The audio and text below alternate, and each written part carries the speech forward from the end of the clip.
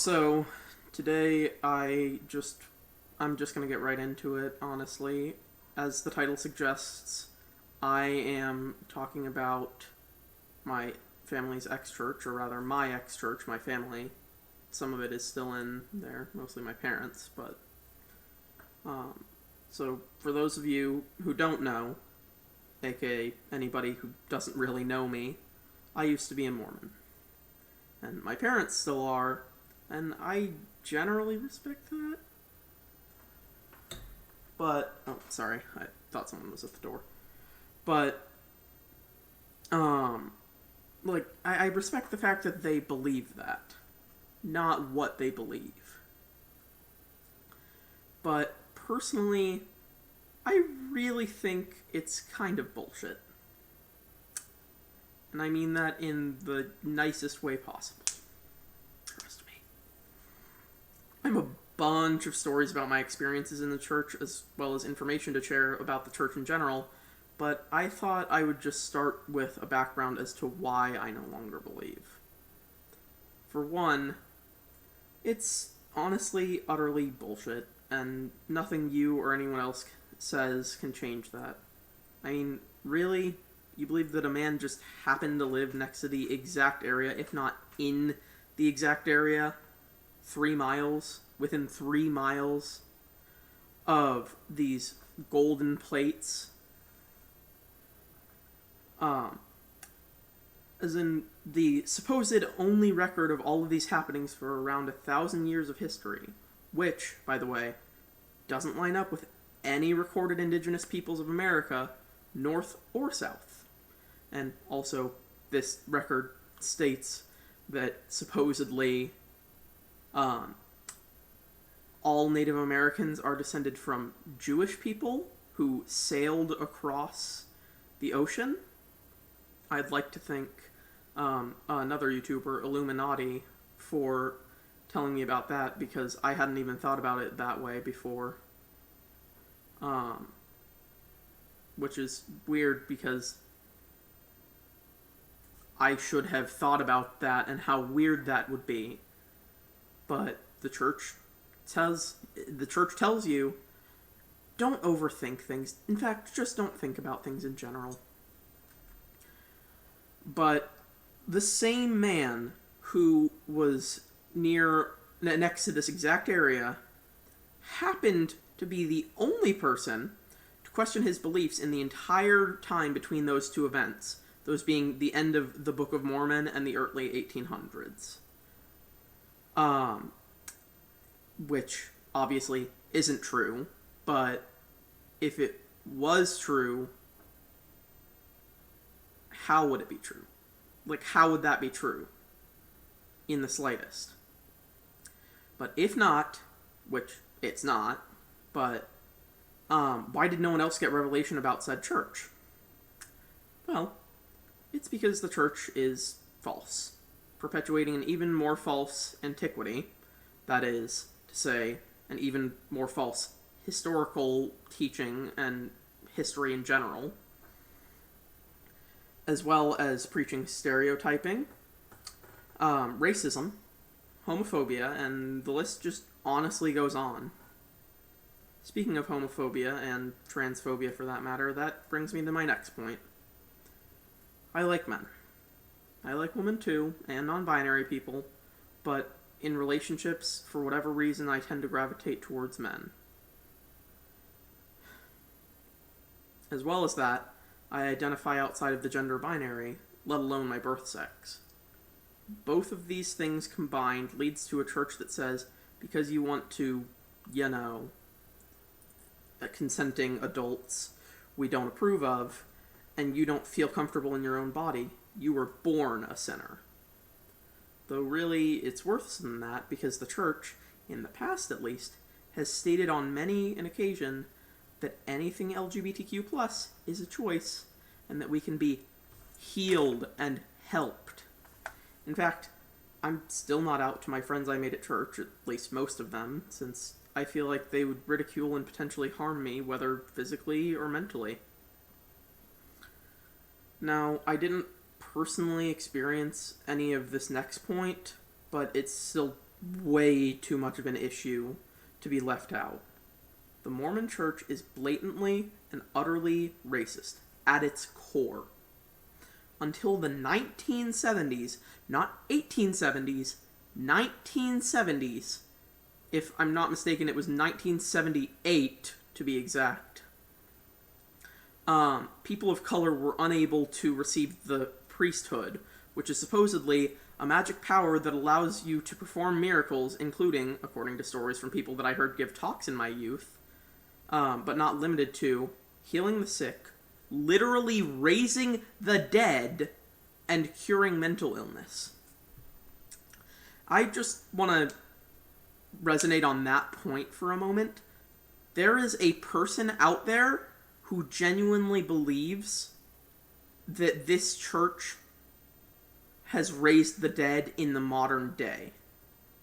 It wasn't a human, to be fair. This person didn't say that it was a human. This person was talking about their pet lizard,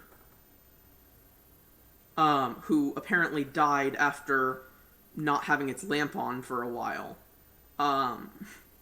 Which is hilarious to me because this person clearly doesn't know a thing about reptiles if they think that putting a heat lamp off of it for a few hours is going to end up with it dying. And they were at a burial ceremony for it and stuff, and the kid was crying and said, "Oh, Dad, please bless the lizard so that it can come back. I just want my lizard back." And this guy just went, "Yeah, okay," and did it, and the lizard, so quote-unquote, came back to life, supposedly. Now, if you put any of your critical thinking skills into it and know anything about lizards, you would realize that lizards need hot things, and if they don't have hot things because they're cold-blooded, they will start to hibernate before they die, because that preserves body heat and fat and all that stuff. And this wasn't in the middle of winter, but it just wasn't getting quite enough heat. And they took it out into the sunlight, and I just can't. This is so dumb of a story that someone would believe this. But they took it out into the sunlight, which obviously warmed it up, and then the lizard stopped hibernating because it was like, oh, what do you know, the sun is here. And by the way, this was an immediate burial, by the way. Like, as soon as they saw that the lizard was, like, supposedly dead, they did that. And I'm, like, 99% sure they saw it being stiff and thought it was dead. No. I have dealt with 2 dead lizards in my life. 2 dead pet lizards, that is. And both of them were very limp, and it was honestly a very saddening experience to see either of them in that state. And I genuinely almost threw up because of how gross it was and smelled. I'm sorry, I just can't get over the fact that this person did not put any critical thinking skills into this. And the bishop, which is like the leader of an individual church building, didn't try and say anything like, oh, well, I don't think that's really possible with the priesthood. No. This man said, this totally a Giga Chad, said that, sorry about my dogs barking in the background, by the way, said that this is proof of God.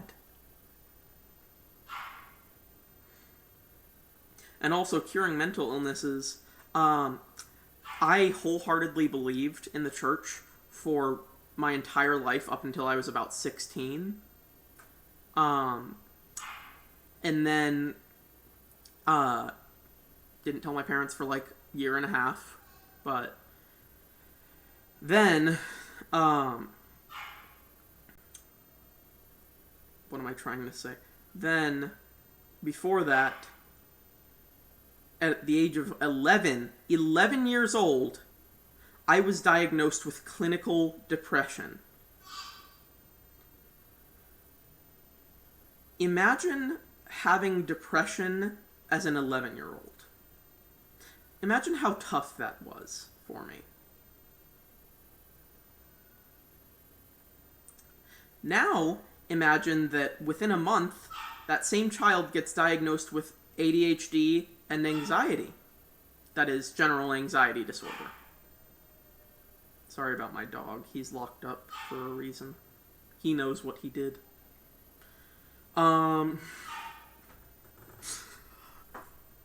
But then, a few years down the line, I got diagnosed with PTSD from some abuse throughout my childhood, not from a parent. So, don't worry. Everything is fine now. But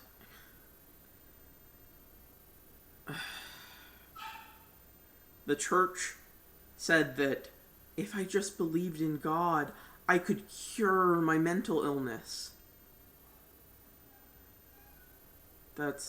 No. That's not how that works. A belief in God may help you through your mental illness because you believe you have something to live for, but it's not going to cure your mental illness, especially not on its own.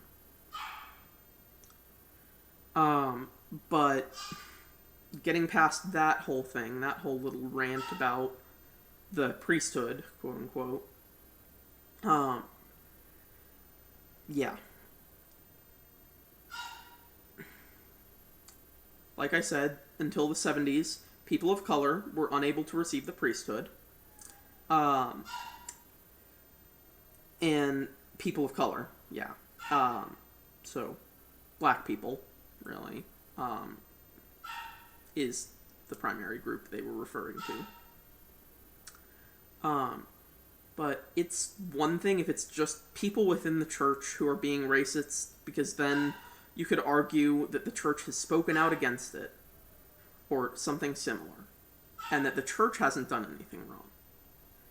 It is an entirely different issue, and a much larger one at that, if there is an entire system in place within the church that treats anyone but white people as lesser and inferior.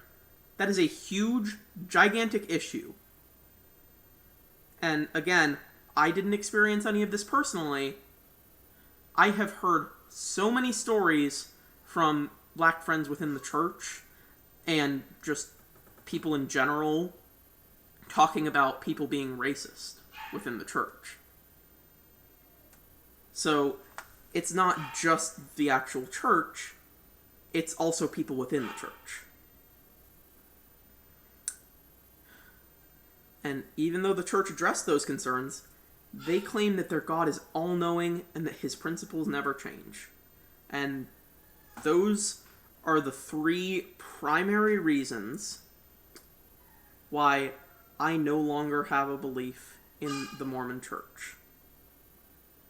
Those being that there is literally no way that any of that happened. It is extremely homophobic and transphobic, and it's just blatantly, openly racist. So, yeah. Oh, and another point to mention, that's a pretty good point, the church literally controls Utah. In case you didn't know. Yeah. The entire state of Utah is under church control, which should literally be illegal. In fact, it is illegal. But you know why they get away with it? Because the church says, oh, well, we don't implore you to vote for a specific thing. but it would be really nice if you voted for this thing. It's just bullshit. But that's kind of where I wanted to end the video. So yeah, thank you for watching, and have a nice day. Bye.